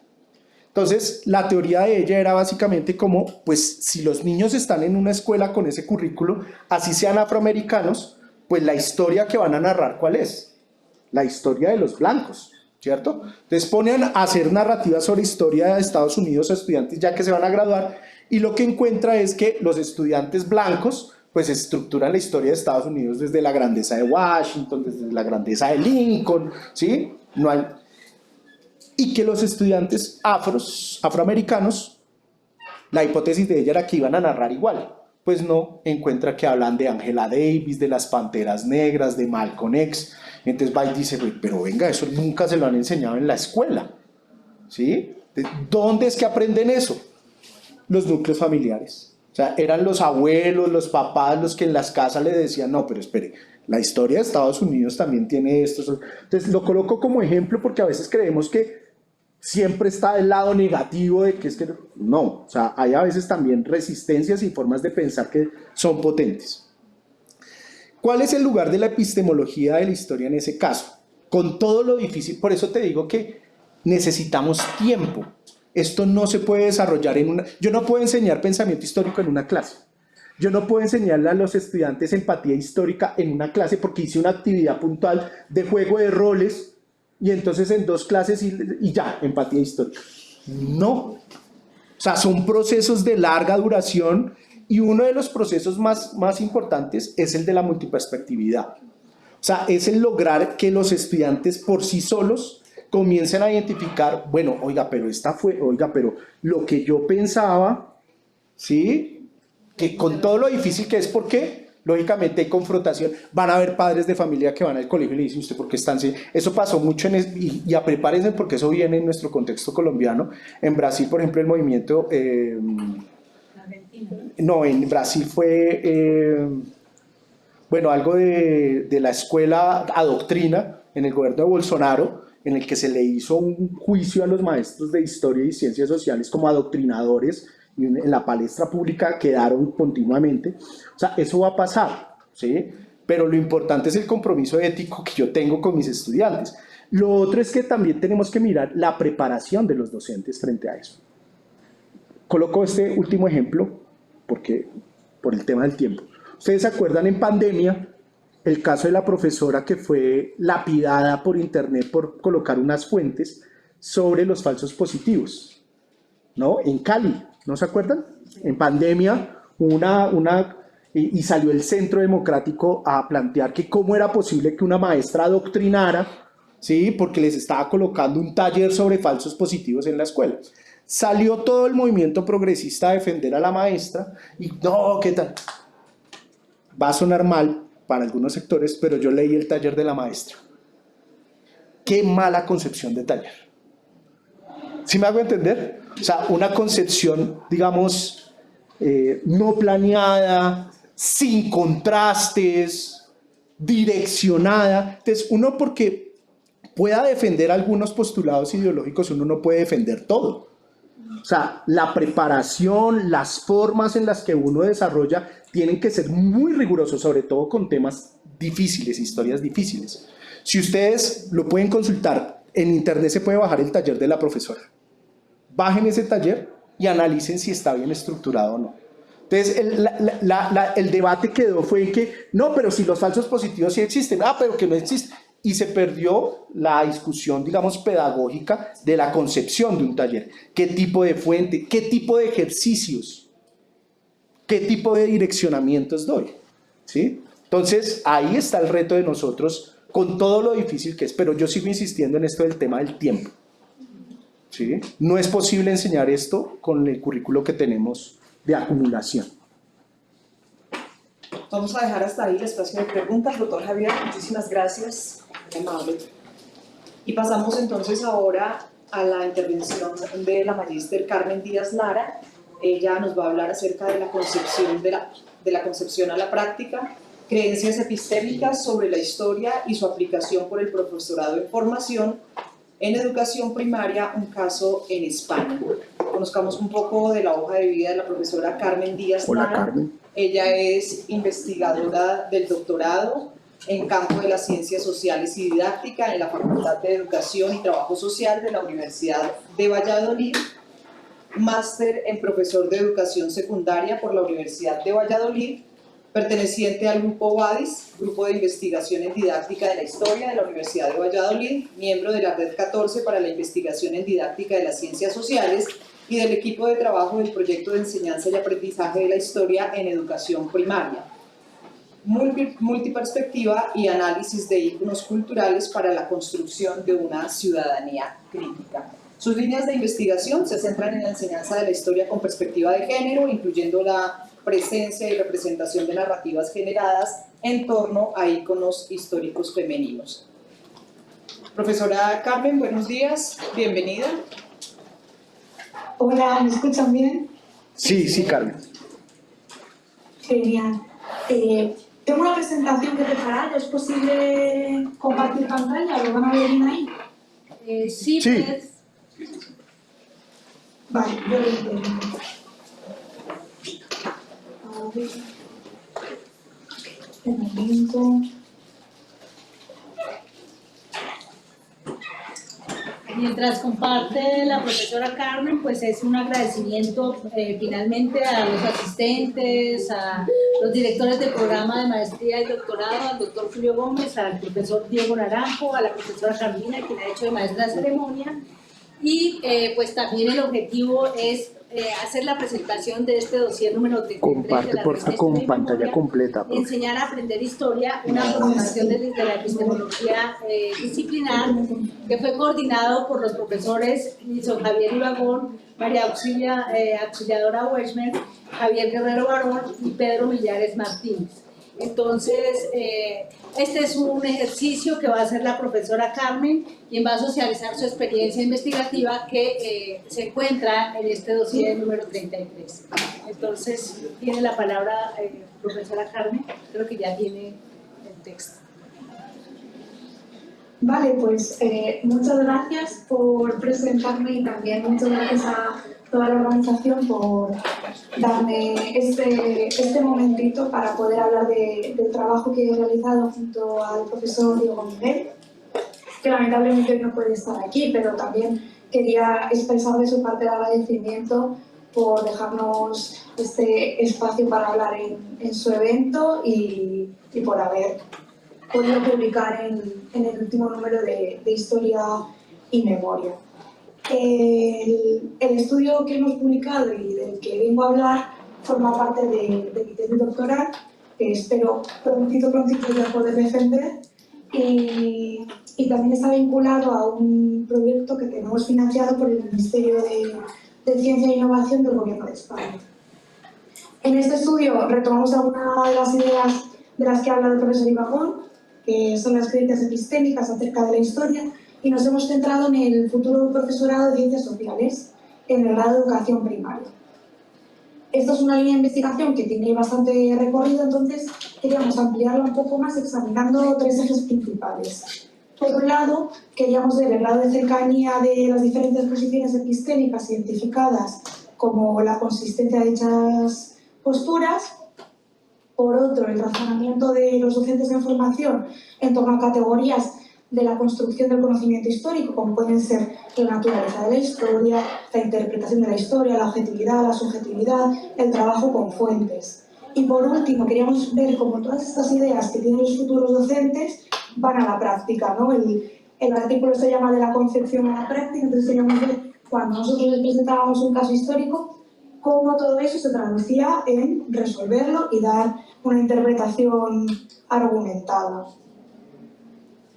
Pasando así un poco rápido por el marco teórico, nosotros partimos de la idea de que las concepciones epistémicas sobre el conocimiento histórico son claves a la hora del ejercicio docente, ¿no? Si yo como profesora creo que la historia es un libro cerrado, que son fechas cerradas, hechos cerrados, que el pasado fue lo que fue, pediría a mis alumnos simplemente que lo memoricen, porque si no estamos abiertos a interpretación y es lo que pasó, pues no podemos hacer ese ejercicio de diálogo.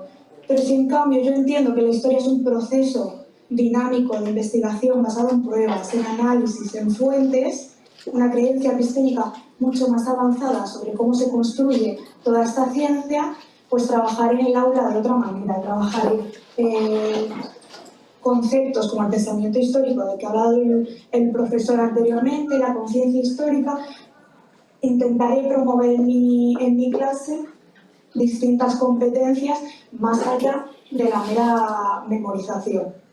Entonces, la evaluación de estas creencias epistémicas ha sido una línea que ha tenido mucho recorrido en la investigación en didáctica de la historia durante varios años, y tenemos mucha información y muchas investigaciones de distintos contextos. Entonces, nosotros partimos un poco de todo este bagaje que ya encontramos. Quería hablarles ahora un poco del diseño del estudio, que es la parte que menos hemos podido desarrollar por tema de extensión en el artículo, y creo que es muy interesante, y porque hemos utilizado para este estudio un enfoque mixto, utilizando dos instrumentos distintos. Por un lado tenemos un análisis cuantitativo utilizando la versión en castellano del famoso cuestionario BHQ, Beliefs About History Questionnaire. Este es un cuestionario que evalúa estas creencias epistémicas, pero de manera cuantitativa. Y nosotros queríamos complementar todo eso con un análisis cualitativo. Entonces escogimos distintos ítems del cuestionario para que los alumnos pudieran un poco desarrollarlo y decir por qué estaban más de acuerdo o en desacuerdo con esos ítems. Y más allá de eso, utilizamos un segundo instrumento de investigación que era una tarea práctica con fuentes. Los participantes fueron 76 docentes en formación del grado universitario de educación primaria, de aquí de Valladolid, en España. Lo hicimos en el curso pasado, una asignatura que tienen en tercer curso, que se llama Desarrollo Curricular de las Ciencias Sociales. El primer instrumento, como les he comentado, es este cuestionario que fue diseñado por estos tres investigadores, Marioni, Van der Schrijf y Alexander, en 2009, y ha tenido mucho recorrido y ha sido aplicado en diferentes contextos. Entonces, partíamos de esta base para identificar el grado de acuerdo con 3 posiciones epistémicas. Lo que hace este cuestionario es ver dónde se sitúan más o menos los alumnos, entre 3 posiciones que son las que ven abajo en colorines. Tenemos por un lado la posición replicativa, que sería la más simplista de todas, ¿no? Concibe la historia como un reflejo directo, no como una réplica del pasado. Entonces busca siempre una objetividad absoluta. Luego tenemos una posición selectista que distingue entre el pasado y la historia, pero muchas veces cae un relativismo total, ¿no? Entre las múltiples opiniones, y no sabe muy bien cómo aplicar criterios para distinguir el pasado. Y luego una posición criterialista, que sería la más compleja de todas, que entiende la historia como una construcción disciplinar, crítica, basada en fuentes, en análisis y en evidencias. Entonces, bueno, aquí el cuestionario, a través de 22 ítems cerrados, evalúa estas 3 posiciones, y nosotros lo que hicimos es coger 13 de esos ítems para que ellos pudieran escribir y luego analizar con Atlas-T todas estas respuestas que ellos nos daban y profundizar un poco más en sus ideas y sus creencias. Este sería el primer instrumento que utilizamos, y luego el segundo instrumento que diseñamos fue una tarea de investigación con fuentes históricas. Presentamos un caso histórico real, que es muy local de aquí de España y sobre todo de la zona en la que estamos nosotros, que es el caso de Juana I de Castilla, que también es conocida aquí como Juana la Loca, Juana Loca de Amor, que muy influenciada por la cultura histórica, como también ha hablado el profesor en la conferencia. Por la cultura histórica es un personaje muy controvertido, no sabemos por qué estaba loca, si era por amor, si era porque la presionaron mucho sus padres. Entonces nosotros lo que hicimos es, con un formato así como, no sé si se ve bien, pero con poco escape room, les dábamos una carpetita y dentro venían sobres y fuentes y demás, pues intentaban averiguar si de verdad estaba loca, si no estaba loca, y dar una versión, una argumentación basada en fuentes sobre este personaje. Nuestro objetivo era ver que cómo todas esas ideas sobre la construcción del conocimiento histórico se plasman a la hora de generar esas narrativas, que, como comentaba el profesor, es lo difícil de todo esto, ¿no? Entonces, resolvieron este caso. Aquí he puesto unas fotos para que se vea un poco cómo se trabaja. Es un poco más distendido que el cuestionario de 22 ítems cerrados. Se trabaja en unos 50 minutos y tienen 3 informes a resolver. Estos, los que ven en la foto, son alumnos de secundaria, que también hicimos con ellos esta prueba, pero bueno, se trabaja de manera similar. Entonces, con estos 2 instrumentos pasamos a la parte de resultados. Intentaré dar una panorámica, porque al final por temas de tiempo no me quiero extender mucho, pero recomiendo muchísimo echar un vistazo a la publicación, porque ahí ponemos ejemplos de lo que nos cuentan los alumnos, ejemplos literarios, citas que nos dan ellos, y creo que estaría muy bien para completar las cosas que les voy a comentar ahora. Por un lado, centrándonos en las creencias epistémicas de los futuros docentes, vemos que los participantes muestran un grado de acuerdo medio en torno a la posición replicativa. Esa posición que hablábamos un poco de que es una réplica del pasado, es la historia, es una réplica. En este caso, ítems como los hechos hablan por sí solos son vistos como muy consistentes. Por otro lado, la posición selectista, esa posición un poquito más objetiva, también tiene o sea, es el grado de acuerdo más bajo porque muchas veces son posiciones mucho más matizadas. Esta posición es la que tiene la desviación estándar más alta de todas y es porque muchas veces nos movemos en un terreno un poco más difuso entre la objetividad y la subjetividad de la historia. Por último, la posición criterialista es aquella que aglutina un mayor grado de acuerdo entre los encuestados frente a las dos posturas. Esto significa que es el que tiene más peso entre todos. Esto sería la parte cuantitativa y ahora veríamos un poco cómo nos hablan ellos acerca de cómo construir el conocimiento histórico y pasamos a esas preguntas abiertas que nosotros les dejábamos. En estas preguntas analizamos de manera cualitativa diferentes ítems acerca de la construcción del conocimiento histórico, como puede ser la naturaleza de la historia, su interpretación, etc. Y aquí tenemos algunas ideas muy interesantes, por ejemplo, que predomina la concepción de la historia como un relato construido y una disciplina de indagación, que son las posiciones más cercanas a lo criterialista y a lo subjetivista. Esta posición más replicativa se queda atrás. Y en esta línea, la mayoría de los futuros docentes entiende que la historia es interpretable. Se hacen referencias espontáneas a fuentes históricas, a la evidencia y se otorga bastante valor al trabajo del historiador. Sin embargo, lo más curioso que a mí me parece de estos resultados es la brecha que hay entre objetividad y subjetividad. Se observa una gran diversidad de posiciones, ¿no? Tenemos, por un lado, una objetividad, aquellos alumnos que piensan que la historia se debe enseñar de manera objetiva, no presentar los hechos como fueron, y algunos más subjetivistas, que suelen sospechar de esas verdades absolutas y reclaman dar importancia a distintos puntos de vista. Y como vemos ahí en los porcentajes, la distribución es mucho más heterogénea. El resultado importante no es tanto que algunos subjetivistas, sino que los futuros docentes no saben muy bien, están divididos sobre cuándo podemos conocer el pasado de forma objetiva y cuánto depende de la investigación, que esto es un problema también de la disciplina histórica, que es manejar esa ambigüedad de cuánto podemos saber sobre el pasado. También, por último, sobre el rol de la evidencia, es muy curioso porque el 40,8% otorga un rol principal a la evidencia a la hora de hablar de cómo construimos el conocimiento histórico, cómo se hace la historia, pero un 32,9%, que es un porcentaje muy alto, ni siquiera la considera en sus argumentaciones. Esto es muy curioso porque al final, como ha indicado también el profesor, la evidencia es con lo que trabajan los historiadores, con lo que nosotros sacamos información del pasado, es nuestro objeto de estudio, y el que un 32,9% de alumnos ni siquiera la considere es muy llamativo, porque a lo mejor podría implicar que en sus clases no van a utilizar nunca fuentes para trabajar, ¿no? Es algo que podría ocurrir. La idea global de todo esto, bueno, pues aquí hay concepciones heterogéneas sobre el conocimiento histórico.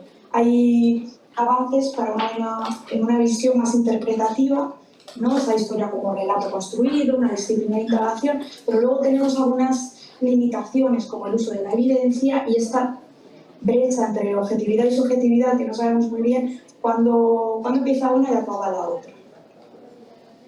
Ya para terminar la última pregunta de investigación, lo que hicimos fue analizar la tarea que hicieron con fuentes sobre el caso de la reina Juana y analizar las respuestas que ellos nos daban y cómo argumentaban. Establecimos 4 niveles distintos en torno a cómo utilizaba la evidencia y si eran capaces de distinguir las distintas perspectivas, porque todas las fuentes que les dábamos nosotros eran fuentes contradictorias sobre el caso. Entonces vemos que los niveles van desde una argumentación meramente opinativa, sin utilizar evidencia, encontrábamos algunas respuestas que pueden ir en el artículo, que es, bueno, Juana estaba loca porque yo pienso que no es normal irritar a los esclavos, meramente opinativo, y hasta un nivel 4 que ya se seleccionan, se contrastan, se interpretan varias fuentes, incluso algunos alumnos nos dudaban de ellas, ¿no? Dudaban de los autores, de las fechas y de las intenciones, ¿no? de las propias fuentes.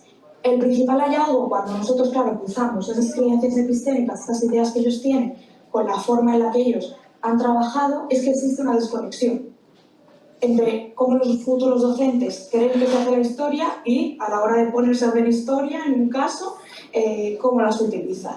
Esto se ve sobre todo en la posición criterialista que hemos comentado, que era la que estaba más presente, esa posición en la que dicen, bueno, la historia es un proceso, lo vamos construyendo con fuentes, con evidencia, con una perspectiva crítica. Sí, pero a la hora de ponernos a trabajar, pues no garantiza que se utilice la evidencia, ¿no? Entonces muchas veces caen en esos discursos opinativos. El nivel 4 es el único donde sí que se veía una correspondencia clara entre esa posición, entre esas ideas de cómo se hace la historia y cómo hacen de manera práctica la historia, pero en general se ve una gran desconexión entre lo que ellos creen y lo que luego hacen. Para ya cerrar un poquito toda la presentación, pues me parece relevante prestar atención a todas estas ideas porque al final todos tenemos concepciones sobre cómo se hace la historia. Cualquier persona tiene sus propias ideas sobre lo que es la historia y sobre cómo se construye el conocimiento histórico. Y en el caso de los futuros docentes, y de los docentes en activo, esto es muy relevante porque puede influir su práctica y cómo ellos transmiten el contenido. Aunque hemos visto que predomina una visión criterialista mucho más compleja de lo que es la construcción del conocimiento histórico, pues vemos que persisten carencias muchas veces de visiones simplistas y una brecha entre las creencias y la práctica. Así que como líneas de futuro podríamos ver cómo poder reforzar tanto esas creencias epistemológicas como las competencias prácticas, ¿no? Para que esté todo en consonancia. Profundizar en el análisis de esta brecha también, que es lo que genera, dónde podemos reforzar y poder hacer este mismo análisis con docente en activo, porque al final estos han sido alumnos en formación, y también en alumnado de educación formal, ir a los institutos y ver también cómo piensan ellos.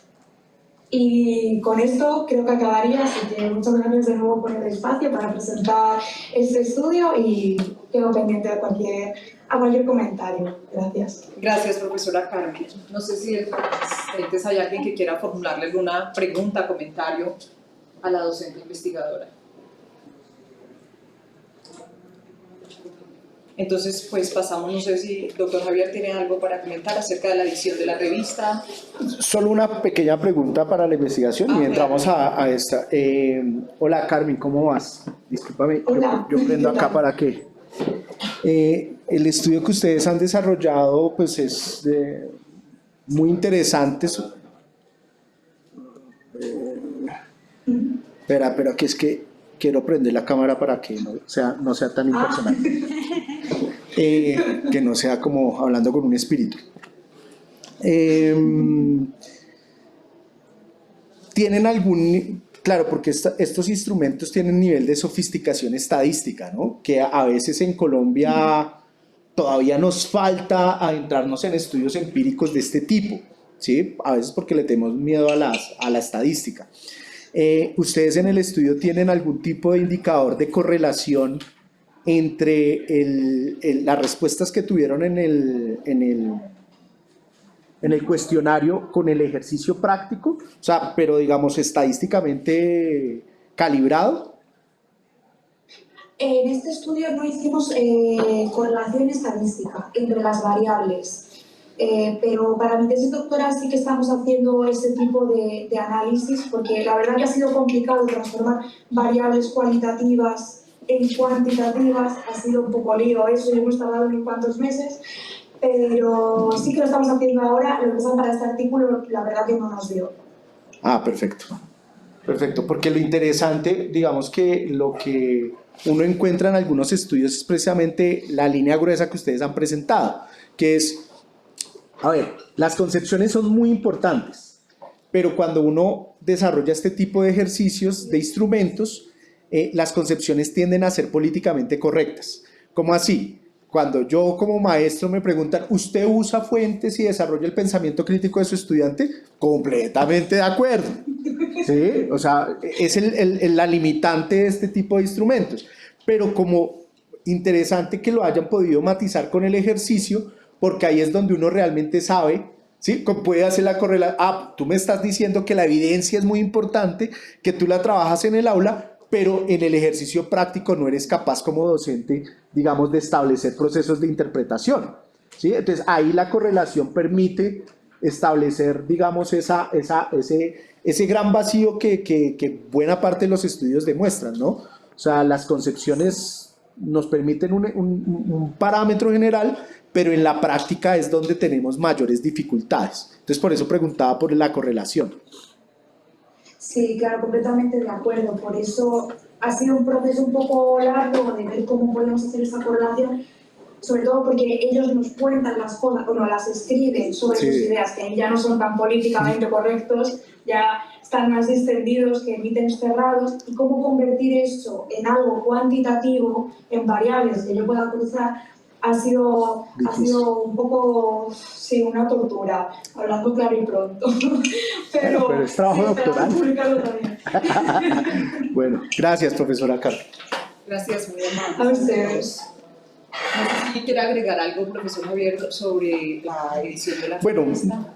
sí, de manera corta, que ya sé que el tiempo se está acabando.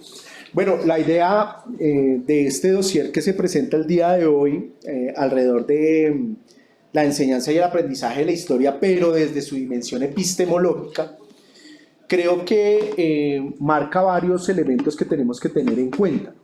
Uno, la apuesta que siempre ha hecho la UPTC por este tipo de discusiones. Yo no me canso de reconocer eso porque es muy difícil en el país y a nivel regional encontrar apuestas de este tipo, sobre todo porque digamos que la revista es cobijada por un programa o por programas de carácter disciplinar, ¿sí? Y tanto el doctorado como la maestría en historia de la UPTC creo que han sido uno de los espacios que han logrado entender que esta discusión sobre la didáctica de la historia no compromete exclusivamente al área de la pedagogía y de la didáctica, sino que compromete al gremio de historiadores e historiadoras y que es un compromiso fundamental e ineludible.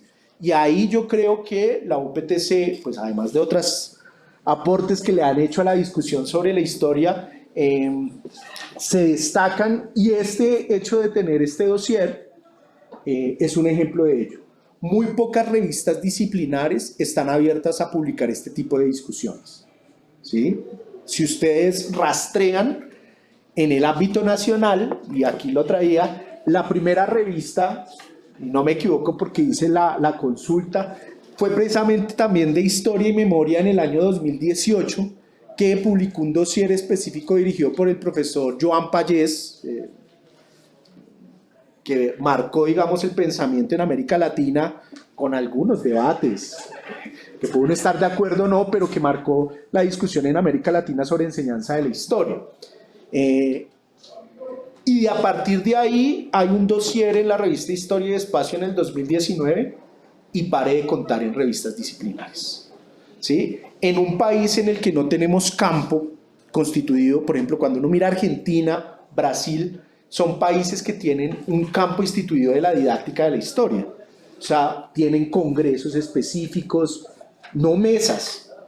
Hasta ahora, por ejemplo, en el Congreso Colombiano de Historia hay como mesas de enseñanza, pero un congreso específico no tenemos en el país, ¿sí? No tenemos una revista de didáctica de la historia, ¿sí? A diferencia de Chile, la misma España.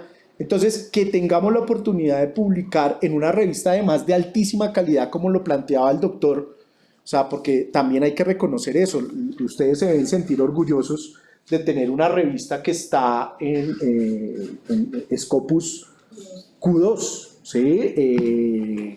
Que no es fácil tampoco, ¿sí? Entonces, quería primero reconocer eso porque es importantísimo para la discusión que podamos tener como investigadores e investigadoras esta noción. En el dossier, pues lo propusimos con la profesora María Auxiliadora Schmidt, que es una reconocida investigadora de Brasil, con el profesor Pedro Miralles de la Universidad de Murcia, que también tiene un reconocimiento muy importante, miembro de la Red 14, de que también es la profesora Carmen integrante, y el profesor Javier Guerrero. y creo que puede ser una línea a partir de los estudios acá en la que contamos con participación de profesores e investigadores de España, de Chile, de Brasil, de Colombia, o sea, con esta pregunta sobre la epistemología de la historia, una pieza clave para que también, tanto a nivel de pregrado como de maestría como de doctorado, se puedan pensar investigaciones desde estas líneas de pensamiento, ¿sí? Eso también, digamos que es un reconocimiento a la maestría y al doctorado, porque sé que, por ejemplo, tienen seminarios enteros sobre didáctica de la historia. Aquí ha estado el profesor Darío Campos, por ejemplo, que es un referente nacional sobre la discusión. O sea, de entender que la circulación del conocimiento histórico debe ser más democrática y que una línea interesante o fundamental para que esto sea posible es adentrarnos en el campo de la didáctica de la historia. O sea, no podemos alejarnos. Y este dossier es reflejo de ello. Yo sé que va a permitir a nuevos investigadores e investigadoras. Lo importante, digamos, de los estudios es que a veces le permiten a uno abrir ideas. Como así, cuando yo escucho a la profesora Carmen, uno podría decir, oiga, yo podría hacer algo similar en el caso de Colombia. País en el que carecemos, y eso sí lo digo con lástima, pero también con optimismo a futuro, carecemos de evidencia empírica en muchos campos. O sea, nosotros decimos, es que los estudiantes no saben historia. ¿Dónde está el estudio empírico validado que nos demuestre eso? ¿Y qué entendemos por saber historia? ¿Sí? Entonces, este dossier creo que va a permitir también en esa línea, pues avanzar metodológicamente de que no por copiar, sino de permitir abrir ideas de trabajos de grado, de investigaciones en todos los niveles que nos permitan ir consolidando el campo. Entonces, quisiera hablar más porque es que este es mi tema, pero sé que por temas de tiempo no lo podemos hacer. Solamente establecer un agradecimiento enorme a la editora general de la revista, la profesora Olga Acuña, y a su equipo, porque pues han hecho una apuesta enorme precisamente por apoyar este tipo de proyectos. Además porque son también investigadoras en ese campo, tienen capítulos, o sea, le han venido aportando al campo, y me parece que es fundamental reconocer ese trabajo que han desarrollado acá en la UPTC. Entonces, pues, una invitación enorme a que lo puedan leer en físico o en digital. En físico es muy bonito ver este producto. Cuando me va con el profesor Miguel, te haré llegar también el número, porque pues el físico tiene otra magia. Entonces, muchísimas gracias, Olga, a la revista y a la UPTC. Muchas gracias, doctor Javier, y cerramos este conversatorio con las palabras de cierre del doctor Julio Aymar Gómez. Bueno, pues nuevamente muchísimas gracias, doctor Javier, a Carmen, que nos ha acompañado también con la exposición de su trabajo, a los asistentes, muchísimas gracias, a la doctora Olguita nuevamente, gracias por toda la gestión. Como bien decía el doctor Javier, creo que debemos sentirnos orgullosos del tipo de producción que se da en Historia y Memoria. No es fácil estar en esos linderos y mantenerse, aún más, es más exigente, y por eso vale la pena reconocer ese enorme trabajo que se está haciendo allí. Y pues para continuar con el tema, invitarlas esta tarde a que nos encontremos nuevamente para tratar el tema de la actividad de evocación histórica, que la verdad que es muy sugerente y es algo que vivimos cuando trabajamos con la historia, pero a veces, por lo menos desde mi parte, como que no se habla del tema, y es un capítulo necesario de discutirlo y de conocerlo aún más. Y mañana ya un trabajo más de pronto para los que están haciendo investigaciones, estudiantes de la maestría y del doctorado, para hablar sobre fuentes y pensamiento histórico. Entonces, los invitamos nuevamente y los esperamos para seguir trabajando en estas actividades. Muchas gracias.